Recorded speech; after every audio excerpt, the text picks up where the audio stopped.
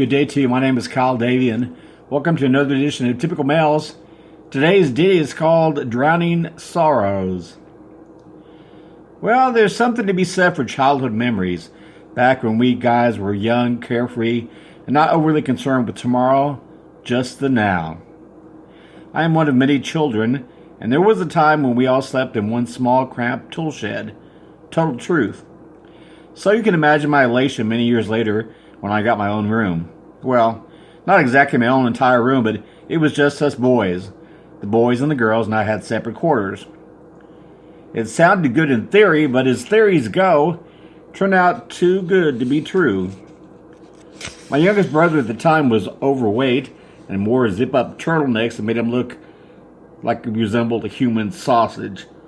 All the kids called him Porky. True to his namesake, he always had candy all over his face, had the same clothes on for days, and our mother had to threaten him with bodily harm to get him to take a bath. His other nickname was Pigpan. Now, you seasoned folks will remember those were the days when everyone took a bath on Saturday nights, so you could be ready to go to church on Sunday. I was the oldest male, and as such, I was supposed to be in charge of him. In other words, every time he screwed up, I got punished. And since he was the youngest one, my father spoiled him rotten, letting him get away with murder. And more often than not, I got in trouble for things he frequently made up. Any of this ringing a bell with you guys out there? My oldest sister and I started to feel antsy in those days because, as I've said, my mother was frustrated with getting my little brother in the tub. So eventually the world stopped just for a moment.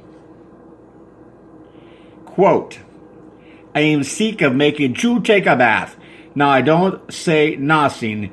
You want to go around looking nasty and having Mrs. Luttermeek down the street gossip about me, your mother who almost died, bringing you into this world, then fine.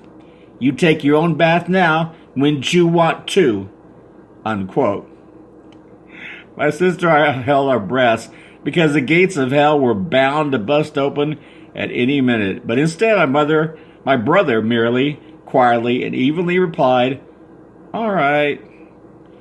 We knew this would not end well. First, we were going to get in trouble on his behalf at the get-go for even letting this event come to pass.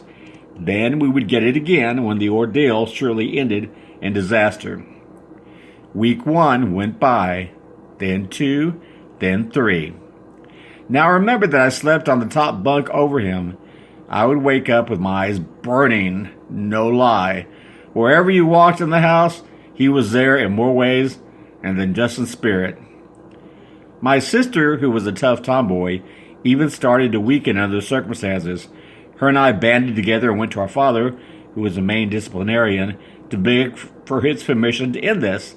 Again, we were careful not to put our lives on punishment row yet another time for his stupid actions. We ended up kidnapping him from our room and surrounding him on the front lawn. My sister started blasting his polluted body with an aggressive, superpowered water nozzle. I kid you not, dirty, muddy water was gushing down his clothes. Even the flies were keeping their distance. Our mother made us give him a good scrubbing in the tub, and that water was so black and left a very dark ring around the tub. I was surprised the wallpaper didn't start peeling off, but I made him clean up the mess himself. I'm telling you, he screamed and cried and threatened us all during his last 2 hosing downs. I'm gonna tell! Tell, I now said evenly and quietly. Now most of you can guess what happens fast forward. He's skinny now, makes a good salary, and is always helping others. In fact, when I remember these stories out loud, my friends say, why do you hate your brother so much? He's so nice. Yeah, black clouds are forming now over my head. I don't hate him, I said. I just tolerate him, and I'll have the last laugh. To which they say, why? Because, I said, he's not the youngest brother anymore. I am free. What are big brothers for, right? That's today's edition of Typical Males. Remember, you can always buy Typical Males by Kyle Davian at your online bookstores, including Barnes & Noble. Until next time, ciao!